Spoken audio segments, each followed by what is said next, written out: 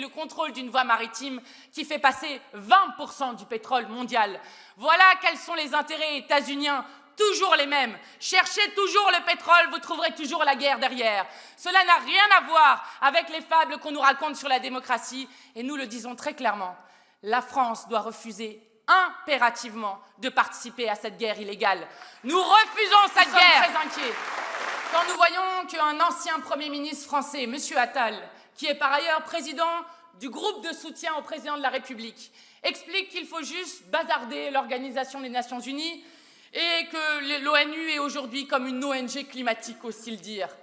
Nous sommes très inquiets quand nous voyons un président de la République qui non seulement cautionne le cadre de la guerre qui a été donné par M. Trump en expliquant que c'est la faute de l'Iran si Trump et Netanyahou sont en train de frapper, mais en plus de cela, propose aux États-Unis d'utiliser les bases françaises pour pouvoir poser les avions états-uniens.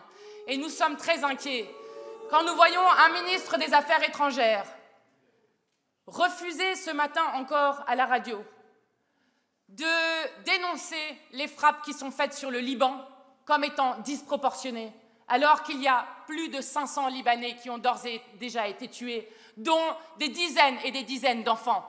Nous sommes inquiets quand ce même M. Barrot disait partout où on pouvait l'entendre que la France demandait la démission de Francesca Albanese, rapporteure spéciale des Nations Unies pour les territoires palestiniens occupés, alors que Francesca Albanese n'avait jamais prononcé les mots qui venaient directement de la propagande de Netanyahou et que le ministre, intervention après intervention, n'a eu de cesse de répéter les mêmes bêtises pour finalement reculer au dernier moment en catimini et finalement faire en sorte que la représentante de la France ne demande pas la démission de Francesca Albanese. Eh bien, je vais vous dire, nous sommes inquiets quand nous voyons que notre pays a déjà décidé avec l'Union européenne de 20 trains de sanctions contre M. Poutine pour les violations du droit international en Ukraine, mais n'a toujours pris aucune sanction, zéro contre Netanyahou et son gouvernement, pour le génocide à Gaza, pour la colonisation en Cisjordanie et pour les frappes qui sont menées en Iran et au Liban.